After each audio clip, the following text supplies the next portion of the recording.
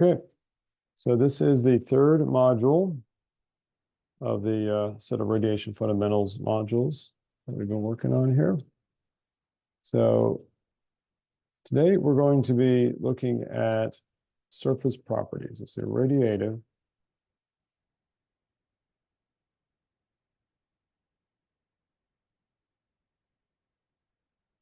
surface properties.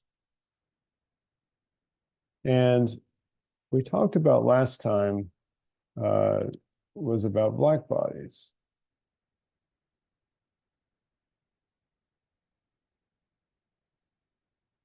And the two most important things to know about black bodies is that they are diffuse, and the other one is that they are a perfect emitter.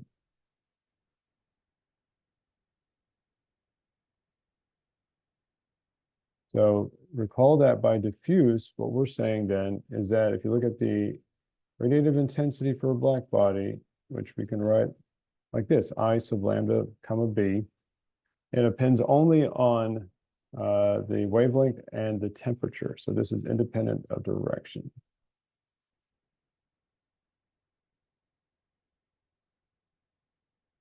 It's also a perfect emitter.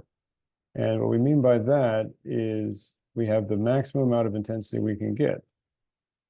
And that maximum amount of intensity is the Planck distribution.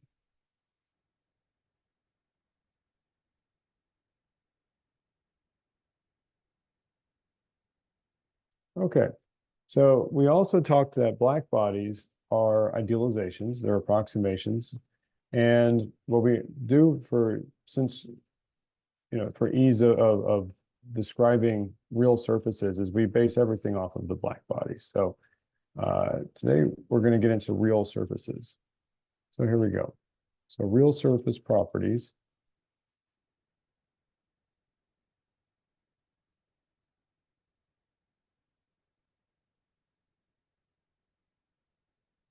The way you look at this is you say, well, how well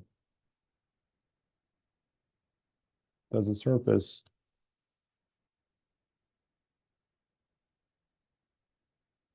emit radiation compared to a black body?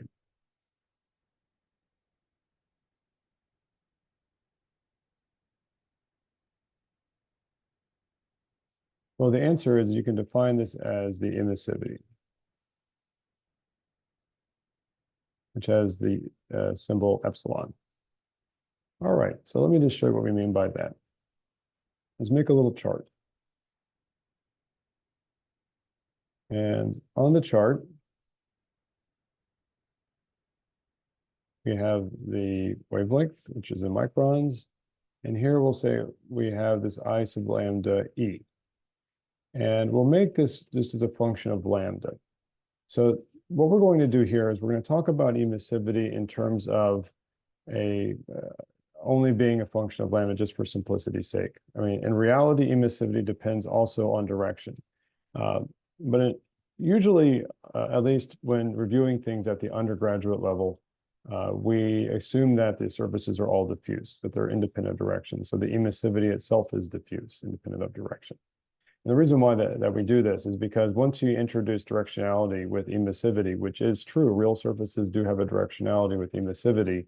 The problem there is that you can get bogged down in the math and kind of lose sight of the physics. So it's kind of a deep rabbit hole to get into surface properties that are dependent on direction. So we're going to assume that the surface is diffuse.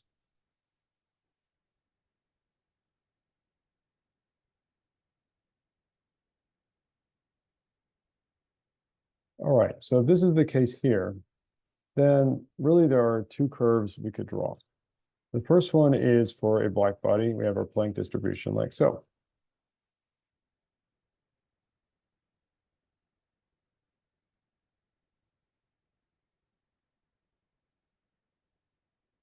But if you look at a real surface, it's going to be, the actual curve is going to be somewhere below this. So let's say maybe this. All right. So you're going to have an actual surface that has a little bit of a different curve to it. So this is our real surface. So And again, we'll assume this is diffuse. All right. So what we can do here is take a little sliver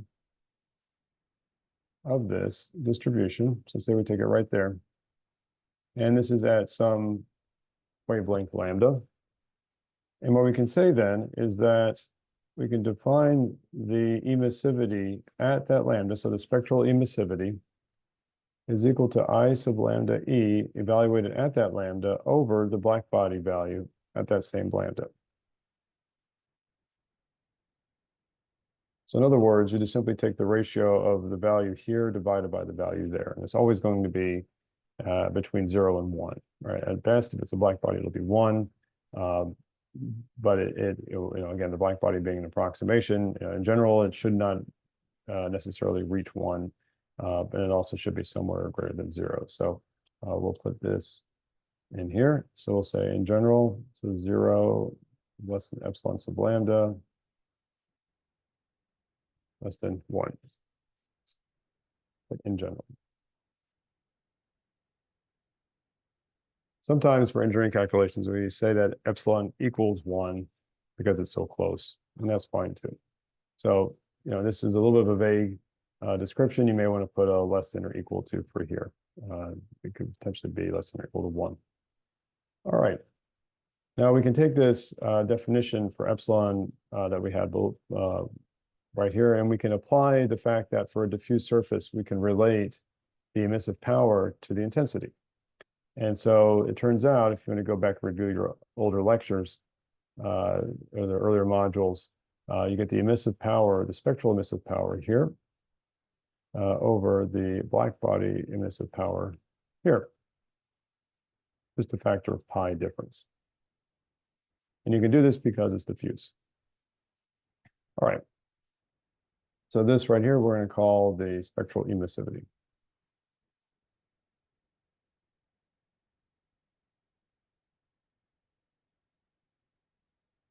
And again, the same descriptors like we talked about last time can also be applied for emissivity. You can have directional spectral, hemispherical spectral, and so forth. But since we're limiting ourselves to just diffuse surfaces, we really don't care about the directional versus hemispherical part of it. We're only looking at the spectral versus total. So speaking of total, let's talk about total emissivity.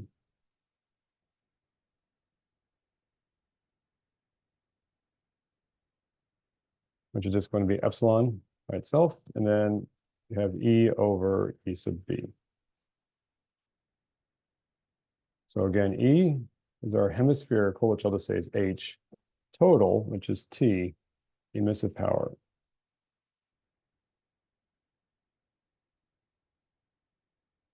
For a real surface.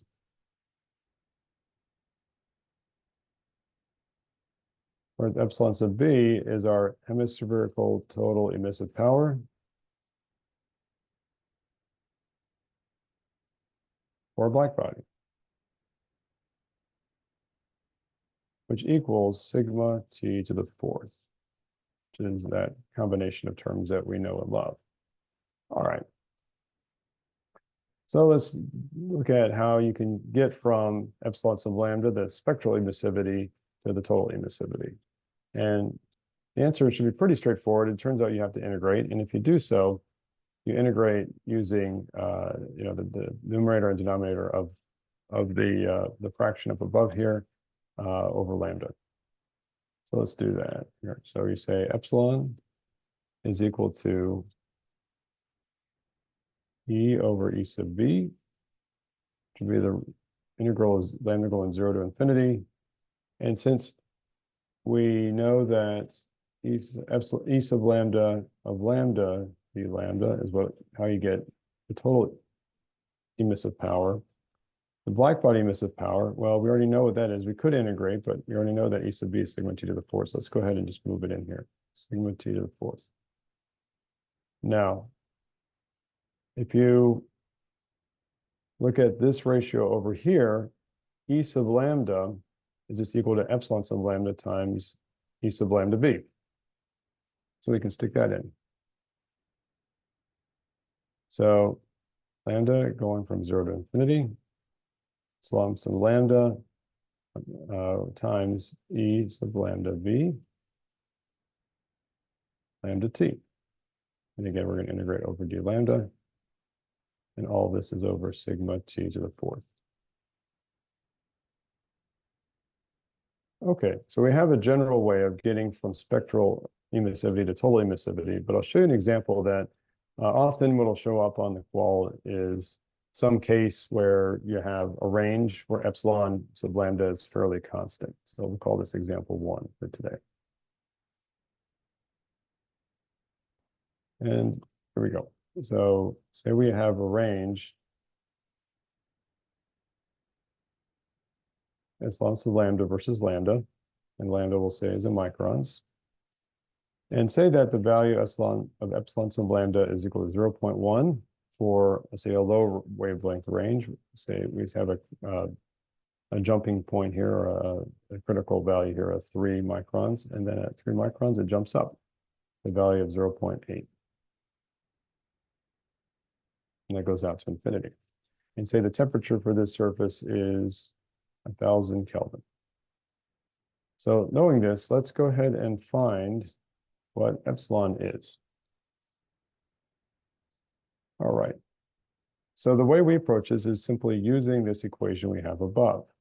But what makes it a little bit, more solvable is the fact that epsilon is sub lambda is constant over a certain wavelength range. So I hope you can see here that the easiest way to do this is say that epsilon is going to be the integral from lambda equals 0 to 3 microns. And we have the value of epsilon sub lambda, which will be 0.1 times E sub lambda V lambda TD lambda over sigma T to the fourth.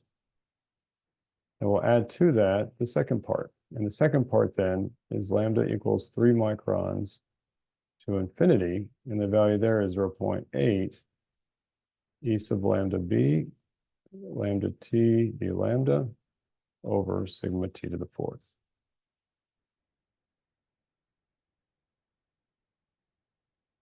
So what we can do here is take these coefficients. So we have 0.1, we'll bring it out front.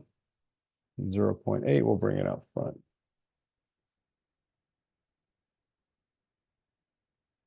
So we have 0.1 times the quantity of lambda going between 0 and 3 microns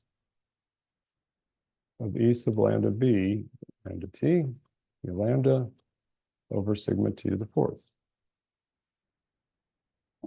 And we'll add to it 0.8. Lambda equals 3 microns to infinity. E sub lambda B, lambda T over sigma T to the fourth. All right.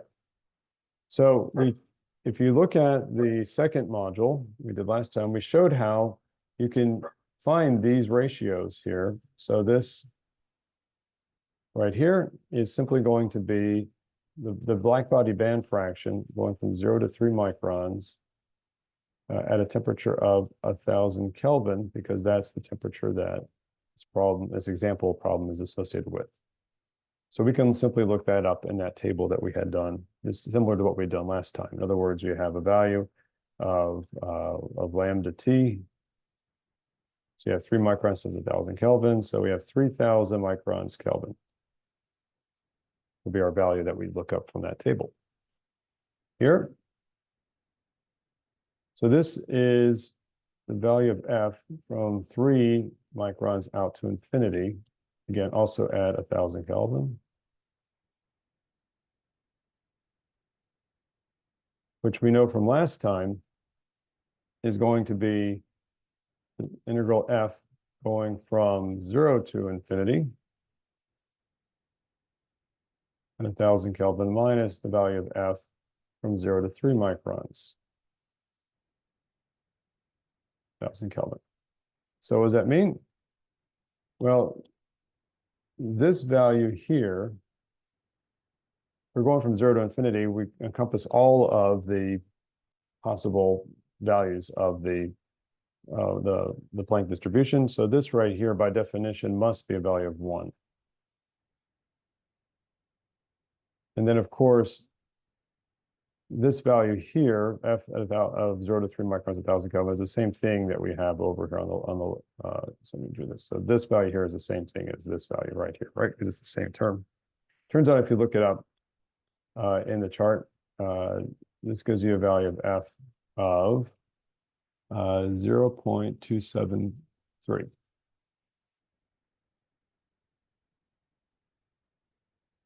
Okay, so then you simply then put it back in here. You say epsilon is equal to 0.1 times 0.273 plus 0.8 times 1 minus 0.273. And after all that, what you get is a value of about 0.61. So you can take little diagrams like this, and you can apply this equation up here by splitting it into the regimes where you have a fixed value of epsilon sub lambda, and then you use your blackbody band fractions then to get your overall value of your total emissivity. So that's how we talk about emission from a surface for a real emission from a real surface, right? So real surface property, we talked about emissivity, and that's basically how well a surface produces radiation. But there's other aspects of radiation that we also need to consider. So let's then talk about radiation hitting a surface.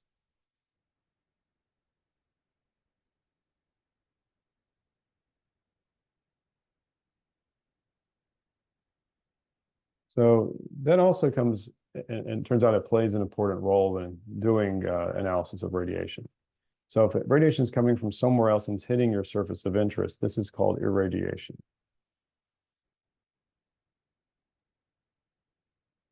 And the term that, or the nomenclature that's generally used is the value of capital G, which should be watts per meter squared, and that's your total irradiation. But you also could have a spectral irradiation of G sub lambda, which then be watts per meter squared micron. Again, we'll assume that it's diffuse and that we have irradiation coming in from all directions. Just like with emissivity, you could have a directionality to it. You can have a directional component to it, but again, the math gets a little bit, it's a little bit onerous. So we tend to just assume that it's going to be diffuse just to make things a little bit simpler. And so we're not going to worry about the directional versus hemispherical part of this, but we will say is that this will be our total irradiation, and then here is our spectral irradiation. And let's go with that for now. Okay, so what is this? What are we doing here with irradiation? So say we have a surface, and say it's a thin surface. Say like a sheet of semi-transparent glass. And the irradiation is coming in and it has a G sub lambda. Again, spectral irradiation comes in, and basically what could happen to that irradiation beams? Say you have like a laser beam and you shine it on some tainted glass or tinted glass. Well, some of it's going to be reflected.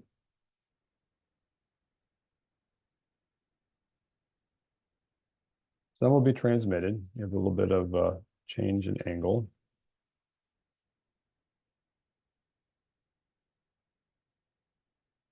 And some of it will just simply be absorbed.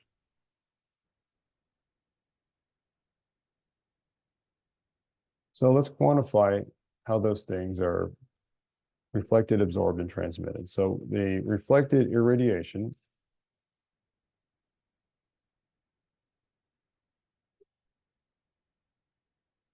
is, we're going to write it as some property. So in other words, let's actually take the reflected radiation over the incoming radiation. And we're going to define this as the reflectivity rho sub lambda. This will be our spectral reflectivity.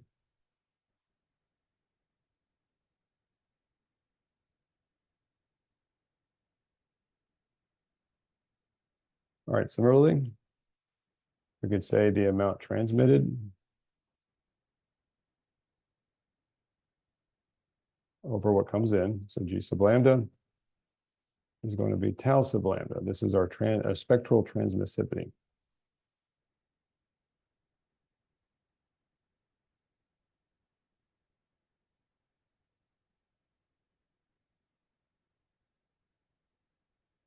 And then finally, we have the amount absorbed over the total coming in is going to be alpha sub lambda. Oops, alpha sub lambda, not alpha sub g.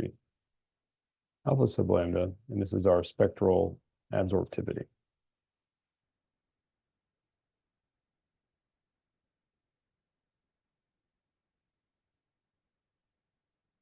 So using these definitions, you go back to the diagram here. Reflected will be rho sub lambda times g sub lambda.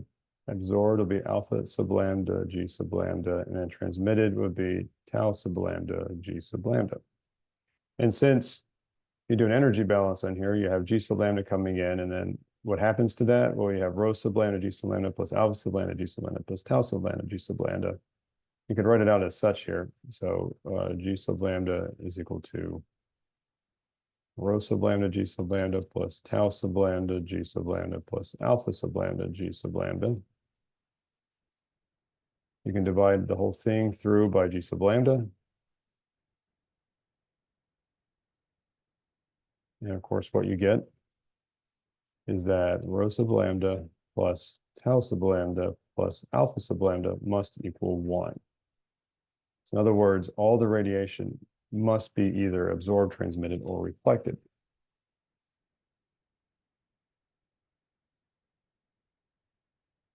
So let's take it and again, reflectivity, transmissivity, absorptivity, you could have a directional component, but it gets nasty in terms of the math. We don't want to worry about it here. In fact, what we usually like to do is we like to simplify things.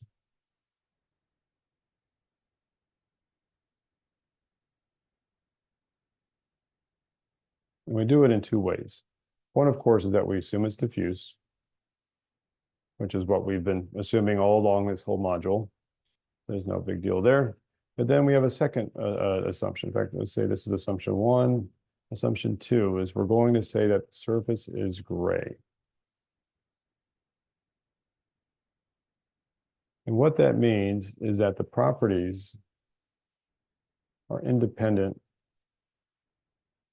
of lambda. So this may seem like it's not a realistic expectation, but sometimes it is. So, and I'll show you what I mean by that. If we go back up to our little example here, obviously this is not a gray surface because we have a surface property, epsilon sub lambda, with two different values. So you have a 0.1 and a 0.8 right here. But suppose that the temperature of the surface is a lot lower. And because it's a lot lower, you basically only get long wavelength radiation. So in other words, if you recall, when it comes to the Planck distribution, you have a radiated, like a peak radiation, and you have as part of a curve. And the lower the temperature, because of Wien's law, lambda T is a constant value, about 3,000 microns Kelvin. So say if the temperature is around, say, 300 Kelvin, then you're looking at a much lower value of lambda T. So essentially you get almost zero radiation for wavelength shorter than 3 microns, and you get pretty much all the radiation occurs at the wavelengths larger than 3 microns. So in that particular case, you can say that for all intents and purposes, the value of the emissivity is fixed at 0.8, so it becomes a gray surface. So you can play that trick a lot in radiative calculations. That's the second one. A third simplification is something called Kirchhoff's law.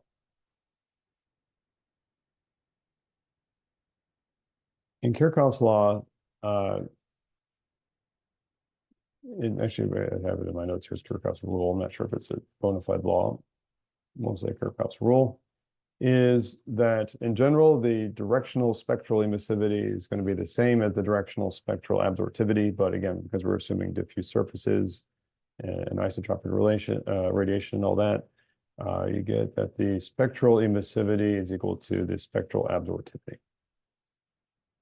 So that's something that you can use. And of course, if it's gray, then epsilon is equal to alpha.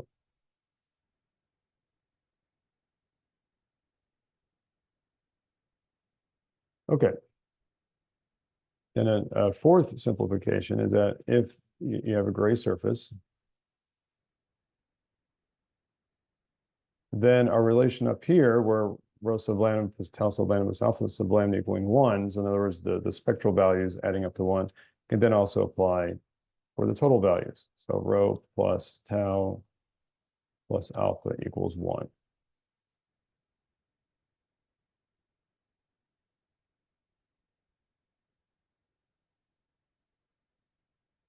So total reflectivity, etc. So total reflectivity, total transmissivity, total absorptivity. And then the final one, simplification, is that if you have an opaque surface, light can't pass through it, so it's pretty simple. You just get a value of tau sub lambda equaling tau, which is 0. In other words, there's no radiation passing through. And of course, the opacity of something depends on the transmissivity, which depends on wavelength. And you're saying that it's opaque. It's just for all wavelengths that we care about, you're not going to have any transmissivity or transmission of radiation. So we'll do one more example here. This is a little bit of a shorter module. And this is the classic example that we will see to demonstrate these properties, and that is looking at the greenhouse effect.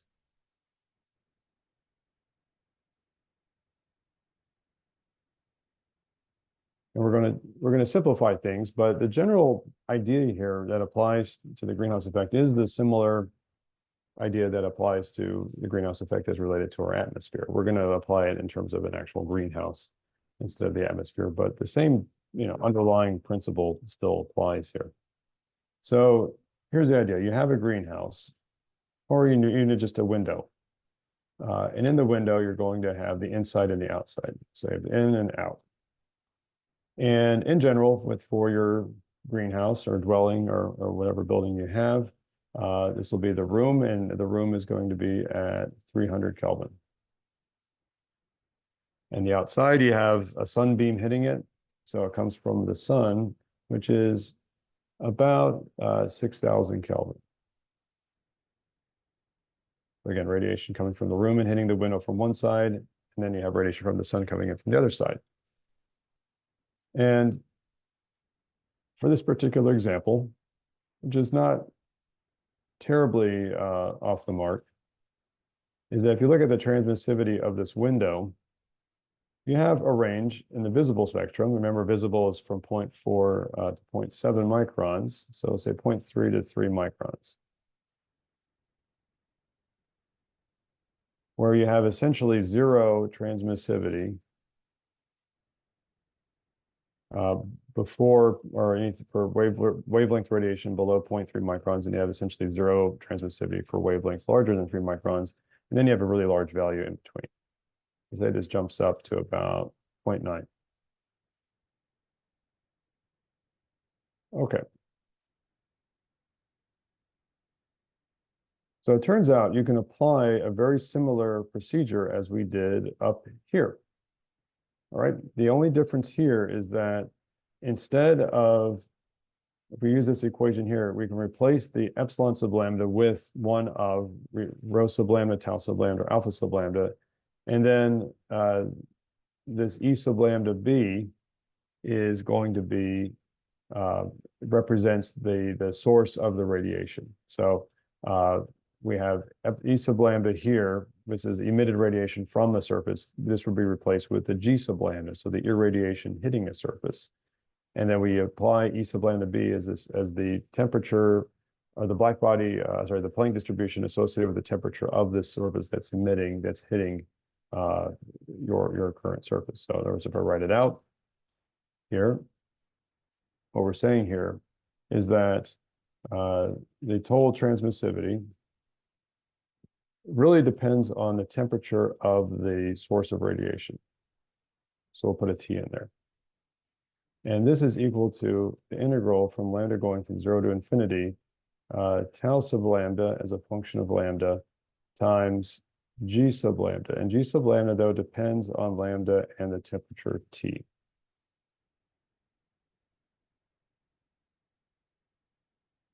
Actually, let's do it this way.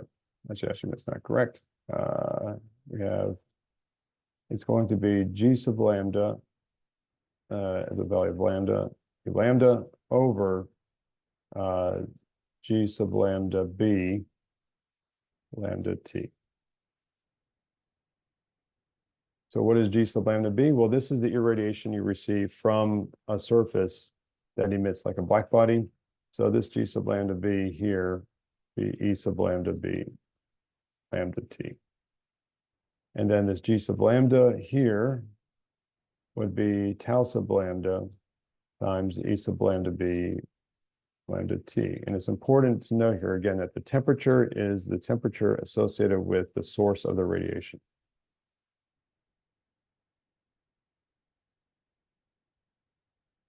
That applies here, here, and there.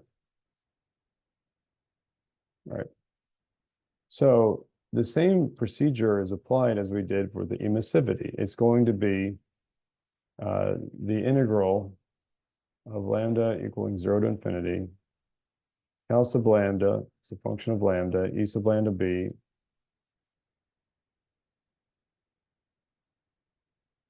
over sigma T to the fourth. Again, the temperature is associated with the source of the radiation.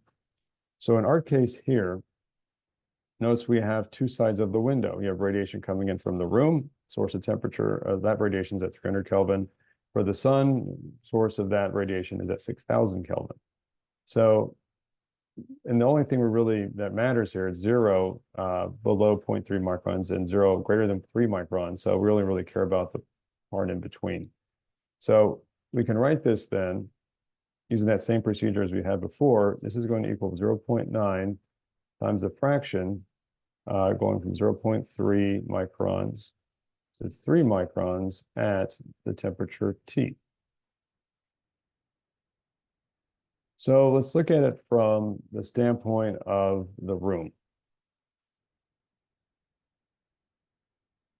which is at 300 Kelvin. Well, here, the value of F, and again, we can simplify this as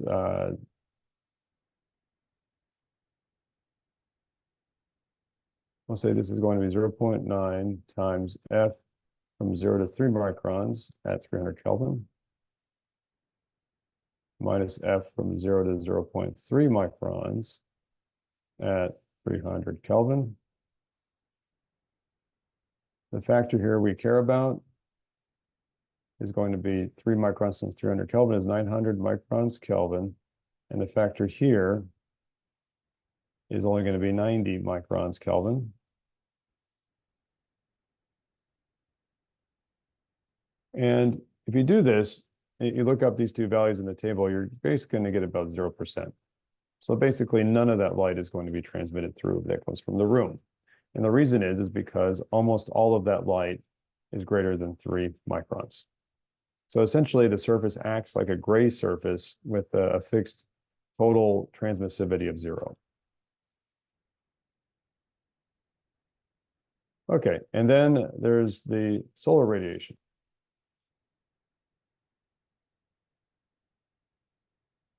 At 6,000 Kelvin.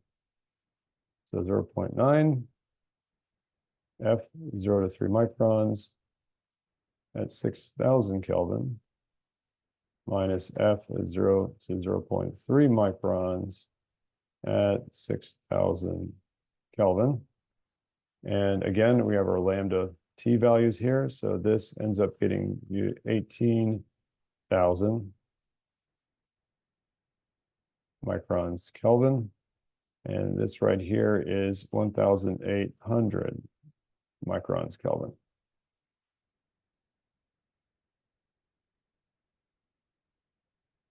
And again, you do the exercise, you plug in the values. What you get is somewhere around 86%. So obviously what's going on here is that solar radiation is passing through. And we know this just intuitively because we can see through, we can see sunlight passing through the windows in our homes, right? So the sun passes through without, almost all of it goes through, right? 86% of that radiation coming in is going to pass through.